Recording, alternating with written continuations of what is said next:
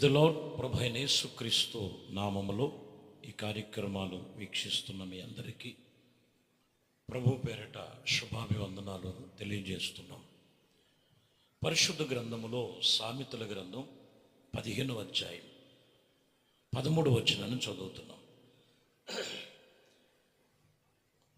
సంతోషమైన హృదయము ముఖమునకు తేటనిచ్చును,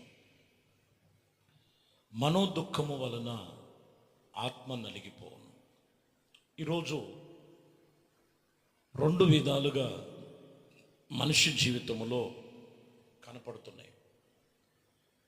ఎక్కువగా మనోదుఃఖము వలన ఆత్మ నలిగిపోవటం అంటే మానసికమైన ఒత్తిళ్ళు, మానసికమైనటువంటి ఒత్తిళ్ళు ఎక్కువైపోయి దిగులు పడి విచారించి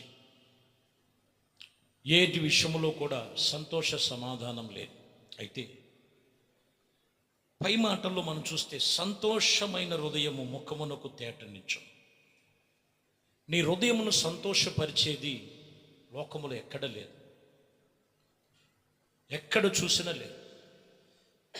దేవుడు సన్నిధిలో ఆయన వాక్యములో ఉంది. నీ హృదయానికి సంతోషం ఇవ్వటమే కాదు, నీ ముఖమును తేటనిచ్చును, నీ విచారాలు నీ దుఃఖములన్నీ కొట్టివేయరు.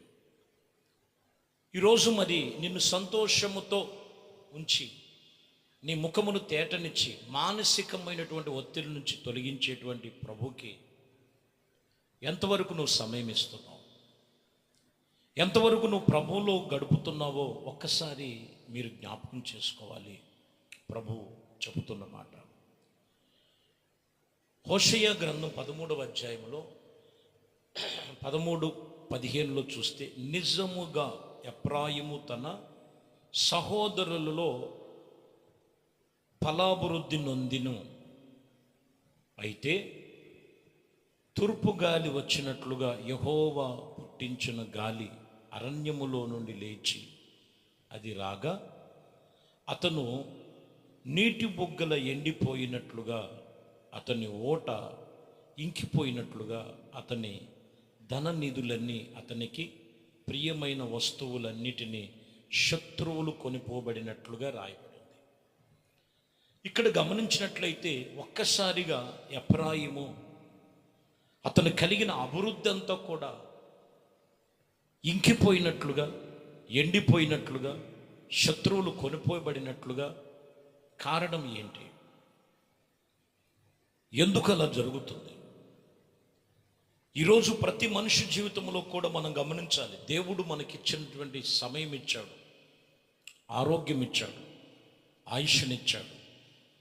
నీకు గడిపినటువంటి బ్రతుకు దినములన్నిటిలో ప్రభు కృపాక్షేమములు ఇవ్వాలి.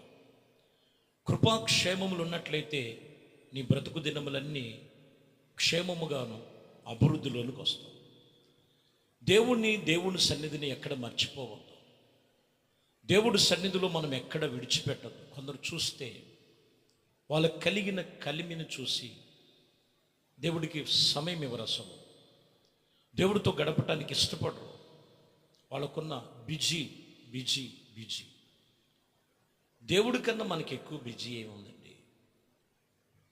దినమెల్ల కాపాడుతున్న దేవుడు నీ మానసికమైన ఒత్తుల నుంచి తప్పించి నీ మనోదుఃఖమును కొట్టివేసి నీ ముఖమునకు సంతోషమును తేటనిచ్చే ప్రభు సన్నిధిలో నీకు కావలసిన సమస్త అభివృద్ధి ప్రభులో ఉన్నదని ఈ వాక్యమును బట్టి నువ్వు తెలుసుకోవాలి. యెషయా గ్రంథం 49వ అధ్యాయంలో 2వ వచనంలో, నా నోరు వాడుగల ఖడ్గముగా ఆయన చేసి ఉన్నాడు, తన చేతి నీడలో నన్ను దాచి ఉన్నాడు, నన్ను మెరుగుపెట్టి అంబులుగా చేసి తన అంబుల పొదలో మూసి ఉన్నాడు. ఇక్కడ చూడండి, ప్రభు చూడండి, ఒక వ్యక్తిని ఎక్కడ దాచాడంటే ఆయన చేతుల పొదల్లో, ఆయన అంబుల పొదల్లో ఆయన చేతిలో దాచాడు. ఆయన చేతిలో ప్రతి ఒక్కరూ దాయబడాలి, ఆయన కృపలో స్థిరపరచబడాలి. 3లో వచ్చేసరికి, ఇజ్రాయేలును నా సేవకుడవు, నీలో నన్ను మహిమపరుచుకుందువు అని ఆయన వారితో చెప్పారు. ఖచ్చితంగా ప్రతి మనుష్యుడు ప్రభు చేతిలో ఉండాలంటే, ఆయన అంబుల పొదలో దాచబడి ఉండాలంటే ఆయన మహిమార్థమై వాడాలి, ఆయన మహిమపరచబడాలి. ఆయన మహిమలో నిలిచిన వారై ఆయన మహిమ కొరకు మనము తీర్మానము గలవారై ఉండాలని వాక్యం చెప్తున్నమాట. ఆయన మహిమను ఆయన మహిమపరచాలి. ఒకసారి ఇలాగే మరి రూపాంతరం అనే కొండ మీదకి ప్రార్థన చేయటానికి ఏకాంతంగా వెళ్ళారు. వెళ్ళినప్పుడు అక్కడ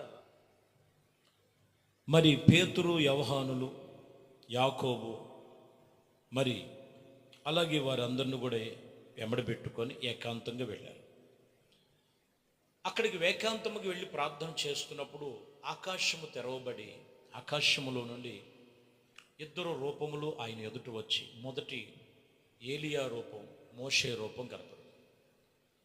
ఇది పేతురు చూసి, పేతురు ప్రభు అయిన యేసుక్రీస్తుతో మాట్లాడి వాళ్ళిద్దరూ మరలా తిరిగి ఆకాశమును కొనిపోబడినట్లుగా చూసినప్పుడు ఈయన తొందరపడి ఏం మాట్లాడుతున్నాడంటే, ప్రభువా, మనం ఇక్కడ ఉండటం మంచిది, మీకొకటి, మోషేకొకటి, ఏలియాకొకటి 3 పర్ణశాలలు కడతాము అని చెబుతూ, ఇక్కడ చెప్పక ముందే ఒక మేఘము కమ్ముకొని ఆ మేఘములో నుంచి ఒక స్వరం వినబడుతుంది, ఈయనే నా ప్రియకుమారుడు, ఈయన యందే మీరు ఆనందించండి.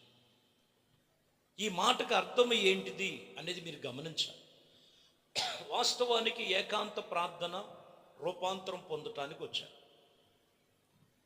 యేసు ప్రభువాన్ని మహిమపరచాలి. ఆయనే దేవుడు, ఆయన సర్వశక్తిమంతుడే. ఆయనతో ఈయన వాళ్ళను కూడా పోల్చి మనం ఇక్కడ ఉండటం మంచిది, పర్ణశాలలు కడదామని చెప్పినప్పుడు ఆయనకి మాత్రమే చెందాలి మహిమ. ఆయనకి చెందాల్సినటువంటి మహిమను చెందవలెను. ఈరోజు కొంతమంది చూడండి, ప్రభు నొద్దకు వచ్చినప్పుడు చిల్లుగా ఉండదు. ప్రభువులో నడుస్తున్నప్పుడు ఎన్నో సంపాదించు, ఆ సంపాదన బట్టి కొన్నిసార్లు దేవుణ్ణి మహిమపరచటం కంటే వాళ్ళలో వాళ్ళు గర్వపడటం ఎక్కువ అవుతుంది, వాళ్ళలో వాళ్ళు అతిశయపడటం ఎక్కువ అవుతుంది, వాళ్ళలో వాళ్ళు ఎన్నో ఆలోచనలు చేస్తున్నటువంటి రీతిగా. చాలా జాగ్రత్తగా గమనించాలి. ఈరోజు మనం ఎలాగున్నామంటే అది దేవుడు మహిమ వలనే, దేవుడు కృప వలనే. దేనిని బట్టి నువ్వు అతిశయించొద్దు. వాక్యం చెప్తున్న మాట అదే. హబక్కూకు గ్రంథములో 3వ అధ్యాయములు 19వ వచనంలో మీరు చదివితే, ప్రభువగు యెహోవా నాకు బలము, ఆయన నా కాళ్ళు లేడి కాళ్ళు వలె చేయును, ఉన్నత స్థలముల మీద ఆయన నన్ను నడిపించును. చూసారండి, మీరు గమనించాలి వాక్యం చెప్తున్న మాట. ఎవరంట బలము? దేవుడే నాకు బలం, దేవుడే నాకు ఆశీర్వాదాస్పదమై ఉన్నాడు. ఇదిగో నేను నా కాళ్ళను లేడి కాళ్ళ వల్లే చేశాడు. కొట్లలో ధాన్యం ఉన్నా లేకపోయినా, ద్రాక్ష చెట్లు ఉన్నా లేకపోయినా, ఫలించినా ఫలించకపోయినా, ఒలివ చెట్లు ఫలించినా ఫలించకపోయినా, చేనులో పైరు చేతికొచ్చినా రాకపోయినా, సాలల్లో పశువులు ఉన్నా లేకపోయినా, వాక్యం చెప్తున్న మాట, నేను ప్రభువునందే ఆనందించదని అంటున్నాడు. ఆయనే నాకు మహాబలం. ఈరోజు వాక్యములో చెబుతున్న మాట, నీ ముఖమును తేటనిచ్చువాడు, నీ జీవితాన్ని మార్చువాడు, నీ కలిగిన సమస్తమును కూడా ఆశీర్వదించగలిగిన దేవుని సన్నిధిలో ఆయన్ని మహిమపరచు. ఆయన మహిమలో నువ్వు నిలిచి ఉండు. ఆయన మహిమ కలిగినటువంటి కృపలో నువ్వు స్థిరపరచబడినట్లయితే ఏది ఉన్నా లేకపోయినా నువ్వు ఏ విషయంలో అతిశయపడవు, దేవుని యందే నువ్వు అతిశయించబడతావు. కాబట్టి ఈరోజు ఏ విషయంలో దేవుని కాదని మనోదుఖముతో ఉన్నావు, మానసిక ఒత్తిళ్లతో ఉన్నావు, పిల్లలు మాటట్లేదు, అప్పులు శోధనలు అయిపోయినాయి, శరీరం అనారోగ్యముతో ఉంది, ఇదిగో అయిన వాళ్ళతోనే ఎన్నో శోధనలు, కుటుంబంలో కొన్ని సమస్యలు, పనిచేసే ఉద్యోగం చేసే చోట నెమ్మది లేదు, కొలీగ్స్తో చాలా ఇబ్బందులుగా ఉన్నాయి. ఈ విషయంలో ఏ పరిస్థితుల మధ్యలో నీవు మానసిక ఒత్తిళ్లతో ఉన్నావో ప్రభువుకు టైమింగ్, ప్రభువుకు సమయం. నీ ముఖము సంతోషముతో నింపగలిగి ఆయన మహిమ చేత నింపబడినట్లుగా నువ్వు ఇక మీదట ఆయన్ని సేవించు, ఆయన్ని మహిమపరచు. ఆయన కృపలో నువ్వు స్థిరపరచబడినట్లయితే ఏ కొరత రానివ్వడు, ఆయన నీకును నీ కుటుంబానికి సమృద్ధిగా ఇవ్వటమే కాదు, ఆరోగ్యము దయచేసి ఆత్మ సంబంధమైన సంతోషముతో ప్రతి మానసికమైన ఒత్తిళ్ళన్నీ యేసు నామములు తొలగిపోవునుగాక, లయమైపోవునుగాక. ప్రభువుకు సమయం ఇవ్వు, ప్రభుతో నిబంధన కలిగి ఉండు. మీకు మీ కుటుంబానికి ఈరోజే శుభములు ప్రభు వలన కలుగునుగాక. ప్రార్థన చేద్దాం. పరిశుద్ధుడా, ప్రేమ కలిగిన తండ్రి, దయగలిగిన మా ప్రభువా, మీ ఘనమైన శ్రేష్టమైన నామానికి స్తోత్రములు చెల్లిస్తున్నాం. ఇచ్చిన వాక్యమును బట్టి ఎవరి హృదయములో ఏ వేదనతో వింటున్నారు, ఇంకా ఎవరిలో మనో దుఃఖముతో ఉన్నారు, ఆ దుఃఖములు కొట్టివేసి వారి ముఖమునకు తేటనిచ్చి సంతోషముతో మిమ్మల్ని ఆరాధించి సంతోషముతో మీ దగ్గర పొందుకొని సంతోష సమాధానాలతో బ్రతికిన దినములన్నీ కూడా కృపాక్షేమములుగా నడిపించమని వారిని, వారి కుటుంబాన్ని మీ చేతులకు అప్పగిస్తూ చేస్తున్న ప్రతి ప్రార్థన మనవులన్నీ ఆలకించమని యేసు క్రీస్తు నామములు ప్రార్థించి వేడుకొనుచున్నాము తండ్రి. ఆమేన్. ప్రభు మిమ్మల్ని దీవించి ఆశీర్వదించునుగాక. ఆమేన్.